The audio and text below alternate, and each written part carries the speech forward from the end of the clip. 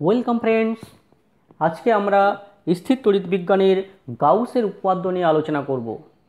Gauss's theorem in electrostatics. গাউসের উপপাদ্য প্রয়োগ করে আমরা কোনো বিন্দুতে তড়িৎ ক্ষেত্র প্রাবল্যের মান নির্ণয় করতে পারি।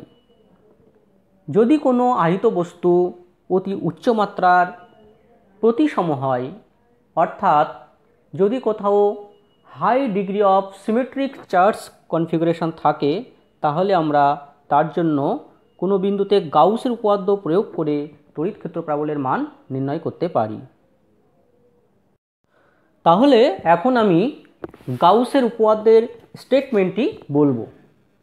কোনো বদ্ধ তল থেকে অতিক্রান্ত মোট তড়িৎ ফ্লাক্স ওই বদ্ধ তল দ্বারা আবদ্ধ মোট তড়িৎ আধানের 1/ε0 গুণ হয়।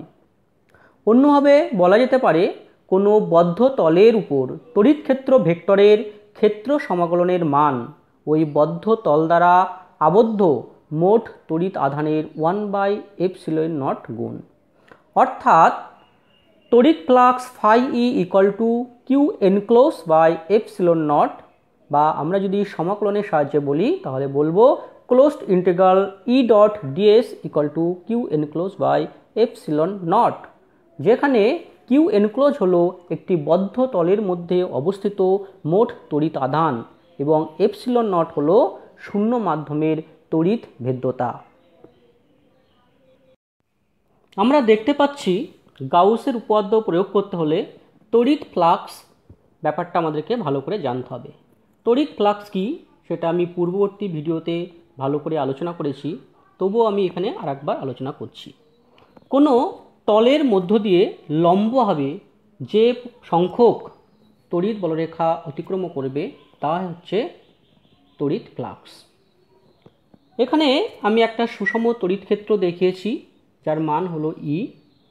আমি দুটো তল নিয়েছি। প্রথম তলটি তড়িৎ বলরেখার সঙ্গে লম্বভাবে অবস্থিত এবং পরবর্তী যে তলটি সেটা তড়িৎ বলরেখার অভিমুখের সঙ্গে থিটা কোণে আনত একটি তল দেখিয়েছি। তাহলে প্রথম ক্ষেত্রে তড়িৎ ফ্লাক্স হবে আমাদের ই ইন্টু এস, কারণ এখানে তলের মধ্য দিয়ে তড়িৎ বলরেখাগুলি লম্বভাবে অতিক্রম করছে। দ্বিতীয় ক্ষেত্রে তলটি যেহেতু তড়িৎ বলরেখার সঙ্গে থিটা কোণে আনত, তাই আমরা এই এস তলের একটা প্রজেকশন নেব যেটা হলো এস কস থিটা। এই এস কস থিটা ক্ষেত্রফলের সঙ্গে তড়িৎ বলরেখাগুলি লম্বভাবে প্রবেশ করছে, এবং সেক্ষেত্রে তড়িৎ ফ্লাক্স হবে S cos theta into E, অর্থাৎ E S cos theta. In general আমরা তড়িৎ ফ্লাক্স লিখতে পারি phi E equal to E dot S বা ই এস কস থিটা, যেখানে থিটা হলো তড়িৎ ক্ষেত্র ভেক্টর ই এবং ক্ষেত্র ভেক্টর এস এর মধ্যবর্তী কোণ। এখন যদি তড়িৎ ক্ষেত্র ভেক্টর সুষম না হয় এবং তলটি যদি সিমেট্রিক বা সুষম না হয়, তাহলে আমরা কিভাবে তড়িৎ ফ্লাক্স নির্ণয় করব? সেক্ষেত্রে আমরা সেই তলের উপরে ছোট্ট একটি ক্ষেত্রফল ডিএস নেব এবং সেই বিন্দুতে তড়িৎ ক্ষেত্র যদি ই হয়, তাহলে তড়িৎ ফ্লাক্স হবে d phi equal to E dot dS. এখন আমরা যদি সমগ্র তলের জন্য তড়িৎ ফ্লাক্স বের করতে চাই, তাহলে আমরা এখন ইন্টিগ্রেশন করব। ইন্টিগ্রেশন করলে আমরা নির্দিষ্ট লিমিটের মধ্যে তার টোটাল তড়িৎ ফ্লাক্স পেয়ে যাব। এখন আমরা গাউসের উপপাদ্যটি প্রমাণ করব। আমি গাউসের উপপাদ্য প্রমাণের জন্য এখানে একটি যে কোনো আকৃতির তল নিয়েছি। এই তলের মধ্যে আবদ্ধ তলের মধ্যে ও বিন্দুতে একটি প্লাস কিউ আধান রেখেছি। এই তলের উপর একটি ছোট্ট ক্ষেত্রফল ডিএস আমি কল্পনা করেছি, যেখানে ডিএস এর অভিমুখ হবে এই তলের লম্বভাবে। আমরা বলছি এটা এন কপ। এই বিন্দুতে এখানে একটা পি বিন্দু নিচ্ছি, এখানে পি বিন্দুতে তড়িৎ ক্ষেত্রর অভিমুখ হবে এই দিকে, তড়িৎ ক্ষেত্র ই। ই এবং এন ক্যাপের মধ্যবর্তী কোণ হলো থি। থিটা। তাহলে ডিএস এর মধ্য দিয়ে অতিক্রান্ত তড়িৎ flux d phi equal to হবে E dot DS equal to E ds cos theta. এখন আমি যদি সমগ্র তলের জন্য ফ্লাক্স বের করতে চাই তাহলে ফাই ইকুয়াল টু আমি পাবো ক্লোজড ইন্টিগ্রাল ই ডিএস কস থিটা। আমরা পি বিন্দুতে তড়িৎ ক্ষেত্র প্রাবল্য ই এর মান নির্ণয় করব।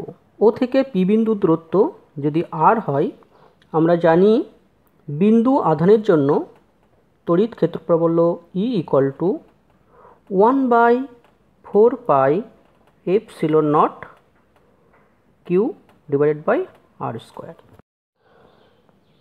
সমগ্র তলের জন্য তড়িৎ flux phi equal to close integral 1/4 pi epsilon naught Q by R square into ds cos theta. তাহলে আমরা ফাই ইকুয়াল টু পাবো Q by 4 pi epsilon naught closed integral ds cos theta divided by R square. এখানে ds cos theta by R square এটা হচ্ছে আমাদের solid অ্যাঙ্গেলের definition, ঘনকোণের definition. আমাদের চিত্রে এখানে ঘনকোণটি হবে এই ডিএস ক্ষেত্রফল থেকে আমরা যদি ও বিন্দুতে কোণ টানি তাহলে এই যে অংশটুক হবে dS cos theta by R square, এটা আমাদের ঘনকোণ। এখন phi equal to Q by 4 pi epsilon naught আমরা ইন্টিগ্রেশন করলে পাবো টোটাল ঘনকোণ সবসময় হয় 4 পাই, এবং 4 পাই কাটলে আমরা থাকবে কিউ বাই এপসিলন নট, অর্থাৎ তড়িৎ flux phi equal to Q by epsilon naught. এটাই আমাদের গাউসের উপপাদ্যের প্রমাণ।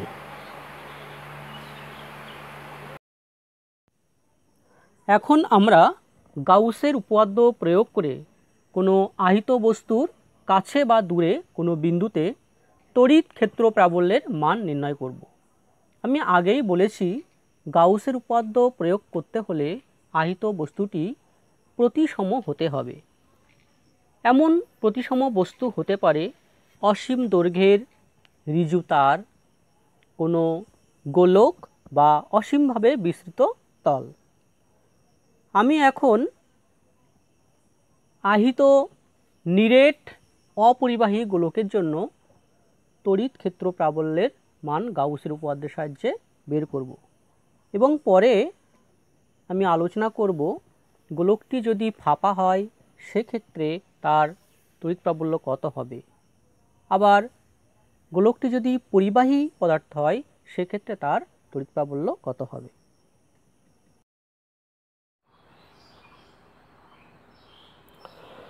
ওকে, তাহলে আমরা এখানে একটি নিরেট অপরিবাহী গোলক নিয়েছি যেটা কিউ আধানে সুষমভাবে আহিত করা আছে।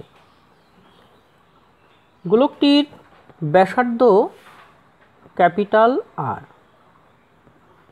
আমরা এই গোলকের কেন্দ্র ও থেকে তার পরিধির বাইরে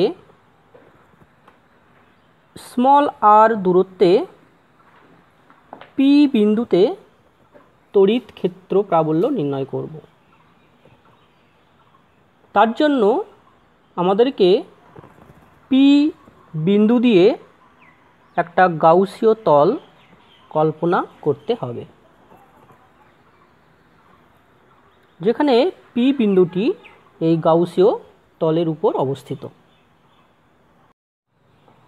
তাহলে গাউসীয় তলটি আমরা অঙ্কন করলাম। এই গাউসীয় তলটি একটি ক্যাপিটাল আর ব্যাসার্ধ বিশিষ্ট নিরেট গোলকের সঙ্গে সমকেন্দ্রিক আরেকটি গোলক। গাউসীয় তলের উপরে আমরা ডিএস একটি ছোট্ট ক্ষেত্রফল অঙ্কন করলাম। এই ডিএস এর উপর পি বিন্দুটি অবস্থিত। তাহলে আর দূরত্বে এখানে তড়িৎ ক্ষেত্র প্রাবল্য ধরা যাক ই। গাউসীয় তল তার অভিলম্বেরও অভিমুখ হবে একই দিকে। এখন আমরা ডিএস তলের মধ্য দিয়ে তড়িৎ ফ্লাক্স নির্ণয় করব। ডিএস তলের মধ্য দিয়ে অতিক্রান্ত তড়িৎ flux d phi equal to E vector dot dS vector. এখানে ই এবং ডিএস এর অভিমুখ সমান্তরাল, অর্থাৎ ই এবং ডিএস এর মধ্যবর্তী কোণ 0 ডিগ্রি। সুতরাং ডি ফাই ইকুয়াল টু আমরা লিখতে পারি E ds cos 0 degree equal to E DS. এখন আমরা যদি এই গাউসীয় তল থেকে অতিক্রান্ত মোট তড়িৎ ফ্লাক্স নির্ণয় করতে চাই, তাহলে আমরা পাব phi equal to integration E d S. আমরা আগেই বের করে রেখেছি E dot DS equal to E dS. সুতরাং আমরা লিখতে পারি phi equal to E DS. এখন এই গাউসীয় তলের উপর প্রতিটি বিন্দুতে তড়িৎ প্রাবল্য ই এর মান সুষম, অর্থাৎ ই ধ্রুবক। তাই আমরা ইকে ইন্টিগ্রেশনের বাইরে আনব। সুতরাং phi equal to E integration dS. আমরা যদি এই ডিএসকে ইন্টিগ্রেশন করি তাহলে সমগ্র গাউসীয় তলের ক্ষেত্রফল আমরা পাব। সেক্ষেত্রে আমরা ফাই ইকুয়াল টু পাব E into 4 pi small R square.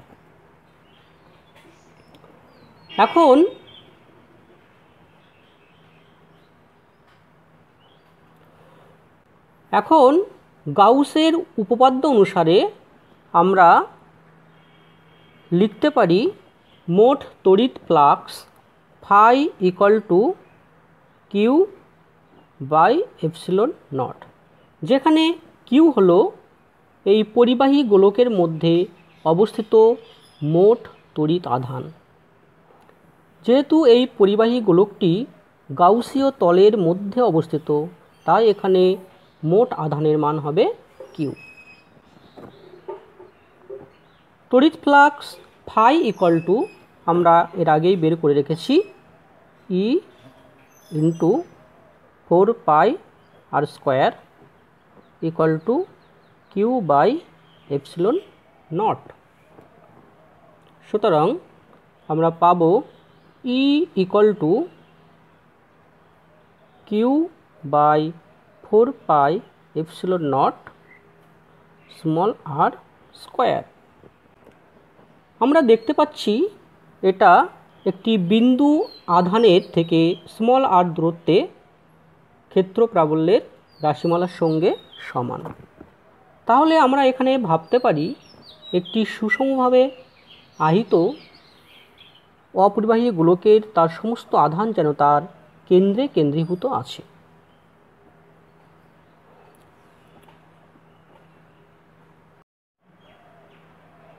এখন যেহেতু কিউ আধান এই অপরিবাহী গোলকের মধ্যে সুষমভাবে বণ্টিত, তাই আমরা কিউ সমান লিখতে পারি গোলকের আয়তন 4/3 pi capital R cube into rho, যেখানে রো হলো আধানের আয়তন মাত্রিক ঘনত্ব, divided by 4 pi epsilon naught small R square.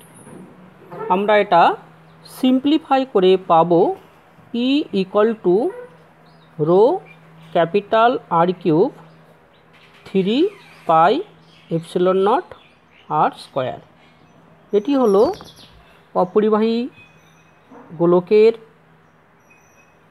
কেন্দ্র থেকে স্মল আর দূরত্বে তার পরিধির বাইরে কোনো বিন্দুতে তড়িৎ ক্ষেত্রের মান। আমরা এখানে দেখতে পাচ্ছি তড়িৎ ক্ষেত্র কিভাবে পরিবর্তিত হচ্ছে। ই প্রপোর্শনাল টু 1/r স্কোয়ার, পরিধির বাইরে তড়িৎ ক্ষেত্র প্রাবল্যের মান ই, যা দূরত্বের বর্গের সঙ্গে ব্যস্তানুপাতে পরিবর্তিত হচ্ছে।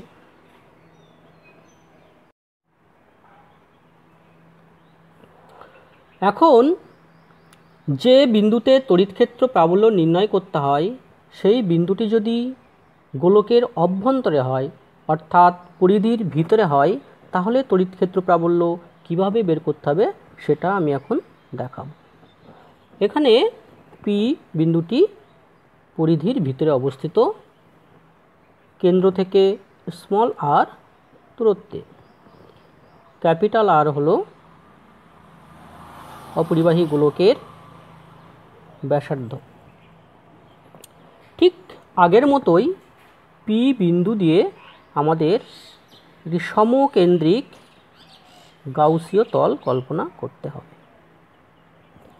ঠিক আগের মতোই গাউসীয় তলের উপরে আমরা একটি ছোট্ট ক্ষেত্রফল ডিএস নেব, যেখানে ডিএসের উপরে তড়িৎ প্রাবল্য ক্যাপিটাল ই এবং ডিএসের অভিমুখ ই এর অভিমুখের সঙ্গে সমান্তরাল।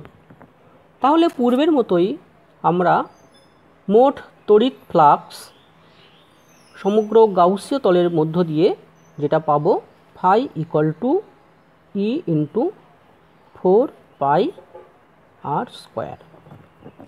তাহলে গাউসের উপপাদ্য অনুসারে phi equal to Q enclose by epsilon naught, যেখানে কিউ এনক্লোজ হলো গাউসীয় তলের মধ্যে কতটা আধান আছে তার মান। আমরা জানি আমাদের মোট যে আধান কিউ ছিল সেটা সমগ্র পরিবাহী গোলকের মধ্যে ছিল। এখন এই গাউসীয় তলের মধ্যে আধানের মান কিছুটা কম হবে, সুতরাং সেই আধানের মান হবে গাউসীয় যে পরিবাহীটা আমরা অঙ্কন করেছি এখানে গাউসীয় তল দ্বারা বেষ্টিত, তার আয়তন 4/3 পাই স্মল আর কিউব ইন্টু রো, যেখানে রো হলো আধানের আয়তন মাত্রিক ঘনত্ব, ডিভাইডেড বাই এপসিলন নট। আমরা যদি ফাইয়ের মান বসিয়ে দিই তাহলে পাবো E into 4 pi small R square, এদিকে পাবো 4 pi small R square rho divided by 3 epsilon naught. যদি আমরা সিম্পলিফাই করি তাহলে এখান থেকে তড়িৎ ক্ষেত্র প্রাবল্য ই এর মান পাবো rho small R divided by 3 epsilon naught. এখানে আমাদের কিউব হবে, অর্থাৎ দেখতে পাচ্ছি কোনো নিরেট অপরিবাহী গোলকের অভ্যন্তরে তার তড়িৎ ক্ষেত্র দূরত্বের সঙ্গে সমানুপাতিক।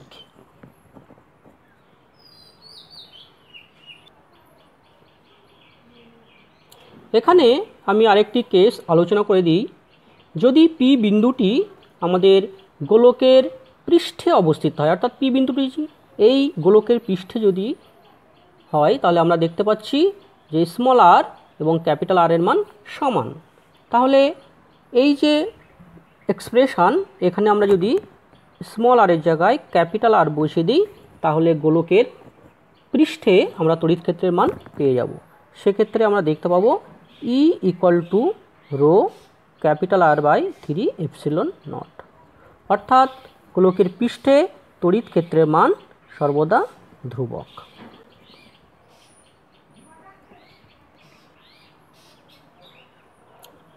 আরও একটি কেস আমি এখানে বলি, যদি আমাদের গোলকটি ফাঁপা হয়, নিরেট না হয়ে যদি ফাঁপা হয়, আমরা জানি ফাঁপা গোলকের ভিতরে কোনো আধান থাকবে না, সেক্ষেত্রে তার আধান থাকবে শুধুমাত্র তার পৃষ্ঠে। সেক্ষেত্রে আমরা যদি গাউসের উপপাদ্য প্রয়োগ করে পাই E × 4πr², এটা ছিল আমাদের তড়িৎ ফ্লাক্স, সেই তড়িৎ ফ্লাক্স = Q enclosed/ε0। আমরা জানি ফাঁপা গোলকের ভিতরে কোনো আধান থাকবে না, সেক্ষেত্রে টোটাল যে আধান সেটা আমাদের হয়ে যাবে 0, অর্থাৎ আমরা এখান থেকে পাবো E = 0, অর্থাৎ ফাঁপা পরিবাহীর অভ্যন্তরে তড়িৎ ক্ষেত্রের মান হবে আমাদের 0। যদি গোলকটি অপরিবাহী গোলক না হয়ে পরিবাহী গোলক হয়, সেক্ষেত্রেও আমাদের গোলকের অভ্যন্তরে তড়িৎ ক্ষেত্রের মান 0 হবে, কারণ আমরা জানি পরিবাহী গোলকের আধান তার পৃষ্ঠে বণ্টিত থাকে, তার অভ্যন্তরে কোনো রকম আধান থাকবে না। সেক্ষেত্রেও আমরা এই একই ফর্মুলা ব্যবহার করতে পারবো। E 4πr², এটা হচ্ছে তার তড়িৎ ফ্লাক্স মোট, এবং অভ্যন্তরে যেহেতু কোনো তড়িৎ আধান থাকবে না, তার মান হবে 0, সেক্ষেত্রেও আমরা পাবো E = 0। তাহলে এটাই ছিল আমাদের একটা গোলকের তার ভিতরে, বাইরে এবং পৃষ্ঠে তড়িৎ ক্ষেত্রের মান, এবং সেটা আমরা দেখালাম ফাঁপা গোলক হলে কেমন হবে এবং পরিবাহী গোলক হলে কেমন হবে।